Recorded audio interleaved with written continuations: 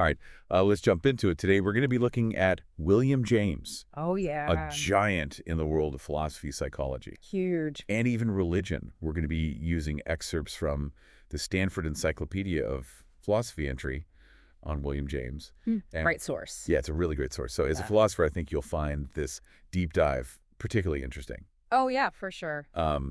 Get ready to unpack concepts like the stream of consciousness Hmm. and how our own temperaments might shape our philosophical views. I love that idea. The stream of consciousness, it's so evocative, right? Yeah, and it really gets at the heart of how James saw the world. Exactly. He was all about Yeah. connections, seeing how things flow and interact. So maybe we should start there with this idea that a philosopher's temperament influences their theories. Okay. How much of our worldview is shaped by, who we are at our core? This is something that I think every philosopher grapples with, right? Yeah, for Right? sure. And James, he noticed this really interesting pattern in philosophical debates, this kind of clash between what he called tough-minded and tender-minded thinkers. What do you mean by tough-minded? So tough-minded folks are all about facts, Okay. a very materialist viewpoint, maybe even a little bit of pessimism thrown in there. So almost like a stoic leaning, Right. focused on hard realities. Exactly. Hard realities, Yeah. no nonsense. And then on the other side, we've got tender-minded. Yes. Tender-minded thinkers, they tend more towards idealism, optimism. Okay. Religious views, they see the world through a much different lens. So where do you see yourself falling on that spectrum? That's a good question. I think, Or even how that's changed over time? yeah, absolutely. Yeah. I mean, how do you think your own temperament is shaping your views? Yeah, that's definitely something I'll have to think about more. It's a question worth pondering. But for now, let's move on to one of James's most famous works, Okay. The Principles of Psychology. Oh, yeah, big one. This book, it's just this fascinating blend of everything, physiology, Perfect book. psychology, philosophy, even personal reflections. It really is groundbreaking in how he just breaks down all the traditional boundaries between disciplines. Yeah, and you can tell that James was a master at kind of weaving together all these different threads of knowledge For sure. to create this richer tapestry of human experience, right? Yes, and he gives us these amazing concepts like the stream of thought, that idea that consciousness isn't static, but it flows like a river, it's ever-changing. Yeah, I love his description of a baby's impression of the world. Oh, yeah. What is it? One great bleemin' buzzing confusion. It captures that feeling of being overwhelmed by sensory input perfectly. It does, and it really highlights this idea that our experience is not this neat and tidy thing. Right. It's messy, it's dynamic, and that's what makes it so fascinating. And then there's his exploration of habit. Oh, yeah, habits. He didn't just see habit as some kind of psychological quirk, but as this physical principle with real ethical implications. That's where it gets really interesting, right? He's connecting our everyday actions to this larger ethical framework. Absolutely. It's not just about abstract ideas floating out there, Yeah, It's about how those ideas impact our lives, our actions. our lived experience. Exactly. And that leads us perfectly into his concept of pragmatism. Okay, so for a philosopher trying to grasp pragmatism, Right. what's the core idea here? How did James approach truth through this lens? Okay, so think of pragmatism as this philosophy of practicality. Okay. For James' truth, it isn't some static entity out there waiting to be discovered. Right. It's dynamic. It's something that becomes true because of its positive consequences in our lives. So truth is constantly being tested and reshaped by our experiences. Exactly. It's a process, not a fixed endpoint. Interesting. So how did James illustrate this concept? Oh, he used a lot of really great examples, but one that stands out is this idea of a man chasing a squirrel around a tree. Okay, chasing a squirrel, what is... I know it sounds a little whimsical for a philosophical debate, but the Yeah. question is, does the man go around the squirrel? So how does that relate to pragmatism? Well, the dispute hinges on how you define going around, right? Okay. And James argued that by clarifying the practical consequences of each definition, the seemingly irresolvable argument can be settled. So pragmatism, it shifts the focus from abstract definitions Yes. to real-world applications. Exactly. It's about what works, what makes a difference in our lives. That makes a lot of sense. Yeah. Now, I know James didn't shy away from the more metaphysical side of things either. Oh, no, not at all. Tell me about his concept of a pluralistic universe. So this emerges more in his later work, A Pluralistic Universe. He envisioned a universe that's wild Oh, and open, teeming with possibilities, okay. but also shaped by human powers. So it's not this deterministic closed system. Not at all. It's a universe that's brimming with potential, and human agency plays a crucial role in shaping it. Were there any other thinkers who influenced this view?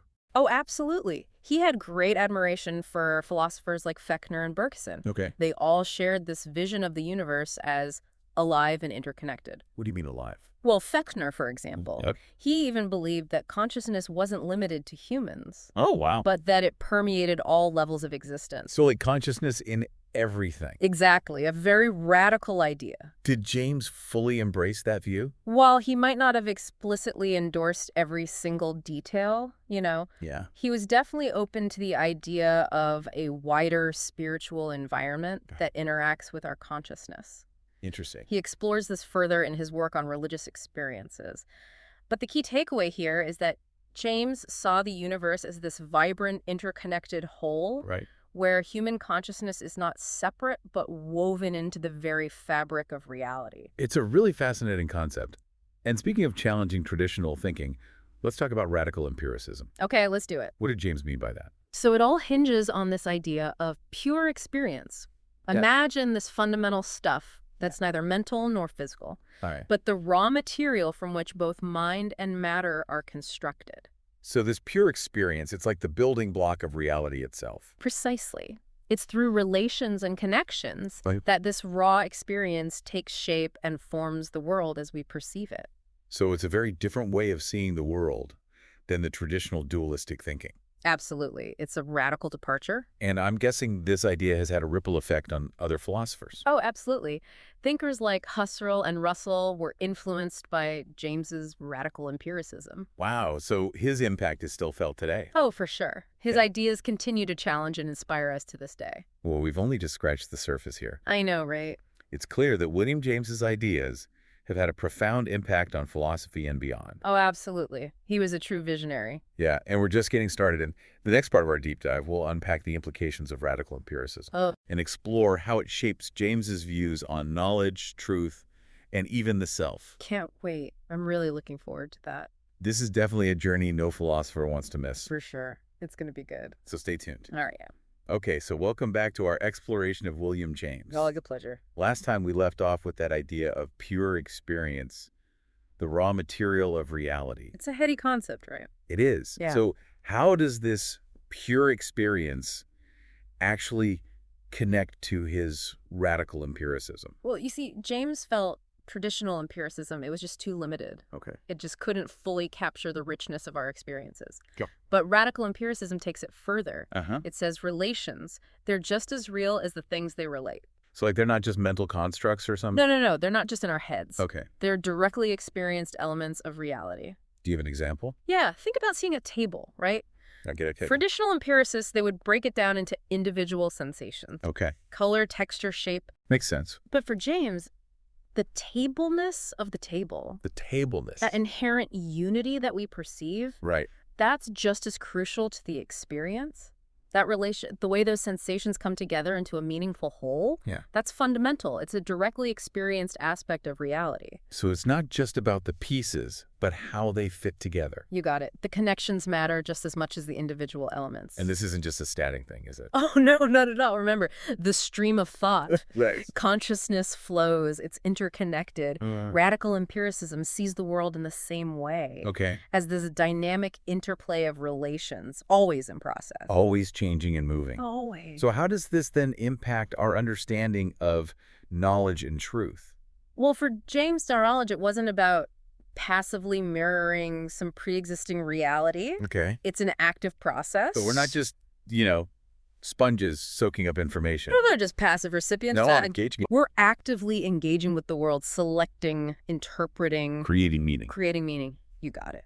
So then is there like a subjective element to knowledge then? I think there's a balance. Okay. Our interpretations are definitely constrained by the world, by our experiences, but we also bring something to the table. We contribute. It's a co-creation in a way. So we're not just uncovering some objective truth that's out there. Not exactly, and this ties back into his pragmatic view of truth. Ah, yes, truth as a species of the good. Right. It's not absolute, but something that's useful. It emerges through its usefulness in our lives, exactly. And radical empiricism kind of supports this then. It does. Truth is not static. It's constantly being tested and refined through our experiences. Okay. There's no guarantee that we'll ever reach some final absolute truth. It's a process. It's an ongoing process, exactly. So then how do we even approach philosophical disputes then?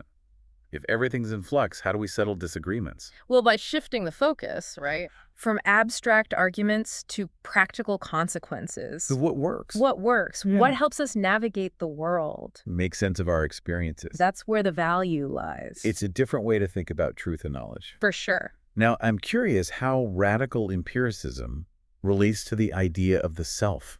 Well, remember, James saw the self as a stream of consciousness. Right. Constantly changing. Yeah. Not some fixed entity. Okay. And radical empiricism, it takes this even further. How so? Even the self is a process, a dynamic construction emerging from our experiences and interactions with the world. So it's not a fixed me, but a continually evolving process. You got a process of becoming. Becoming, okay. And, this has ethical implications. In what way? Well, if the self is a process, right, we have this responsibility to shape it, Okay. to cultivate our character through our choices and our actions. Interesting. We're not just stuck with who we are at any given moment. It's an empowering way to think about it. It is. We're not just passive products of our environment. We're active participants. We're active participants in shaping who we are. I like that. Yeah. Before we move on, though, I do want to touch on James's views on religion. Okay, sure. I know he devoted a lot of thought to this area. Oh, he did. And as you might expect, he took a very pragmatic approach. What do you mean by that? Well, he wasn't concerned with proving or disproving religious doctrines. Okay. He was more focused on the lived experiences of religious individuals. So, like, how they experience the divine, how it impacts their lives. Exactly what value they derive from it. So it's more about the practical effects of religious belief rather than its absolute truth. Precisely. He observed that religious experiences, they often share common features. Okay. Regardless of the specific tradition. Like what? Well, a sense of ineffability. Ineffability. A feeling that the experience is beyond words. Okay. A feeling of noetic quality, as if gaining a genuine insight or revelation. So there's the sense of knowing something beyond just emotion. Right. And for James, if religious belief provides comfort, meaning purpose, Then it has value. it has value regardless of whether it can be definitively proven. Interesting. He embraced the diversity of religious experience as part of the richness of human existence. It's another example of his focus on individual experience. Absolutely. And how it shapes our understanding of the world. And how we create meaning in a world that often feels uncertain. That's something we're going to delve into even further as we continue to explore William James. Okay, I'm excited for that. Welcome back to our deep dive into William James. It's been a wild ride. It has, from psychology to metaphysics, to that radical idea of pure experience. He really covered a lot of ground. He did. And now I think we're ready to tackle the big question. Okay. What does it mean to live a meaningful life, especially in a universe that James saw as so open and pluralistic? It's the question, isn't it? It is. And James, he doesn't offer us any easy answers. Right. He rejects the idea of some fixed, preordained meaning to life. Right. For him, meaning is something we create. So it's not about finding some universal truth out there. No. But about forging our own paths. Exactly. We create meaning through our choices, our actions, our engagements with the world. It's both liberating and kind of daunting. Oh, absolutely. We have the freedom to define our own values. Right, but also the responsibility to make those choices. In a world full of possibilities. It's like being handed a blank canvas and told to paint a masterpiece. I love that analogy. Where do you even begin? Well, that's where I think James's concept of the will to believe comes in. Okay. Remember, he argued that sometimes we have to take these leaps of faith to commit to certain beliefs or actions, even without absolute certainty. So we can't just sit around waiting for meaning to find us. No, we have to actively choose what we value, what we're willing to strive for. And those choices have real consequences. They do. They shape our experiences, our relationships, ultimately the kind of life we create. In a way, we're all philosophers then, I think so. navigating this sea of choices. You're shaping our own personal philosophies. Through our actions and beliefs. I love that. And it brings us back to his concept of a pluralistic universe. Right. If reality is this constantly evolving web of relations. Then it makes sense that there wouldn't be just one right way to live or to find meaning. Precisely James's radical empiricism, it naturally leads to this pluralistic view. He embraces the diversity of human experience. So multiple perspectives, multiple truths, multiple ways to find meaning. Exactly. It's a very inclusive and tolerant perspective. It is. But how do we deal with the inevitable conflicts and disagreements that come up when everyone's creating their own meaning? Well, remember his pragmatic approach to resolving disputes. Right. Focus on the practical consequences. Try to understand where others are coming from. Find solutions that work for everyone involved. So it's not about winning arguments, No. but about finding common ground. And working towards shared goals. It takes empathy, open-mindedness, a willingness to compromise. All things we could use a little more of these days. I agree. Well, we've covered a lot of ground in our deep dive into William James. We have. From psychology to metaphysics, to the question of what it means to live a meaningful life. His ideas, they really continue to resonate even today. They do. He was a true intellectual pioneer. Well, absolutely. I think he'd be thrilled to see us engaging with his ideas, debating, questioning. Continuing the exploration. Yeah, keeping the conversation going. And that's a wrap on our deep dive into the brilliant mind of William James. What a journey. I hope this exploration has sparked your curiosity. Given you some new insights? Maybe even inspired you to do some more digging on your own. There's always more to discover with William James. Absolutely. Until next time, keep questioning, keep exploring, and keep diving deep into the world of ideas. See you then.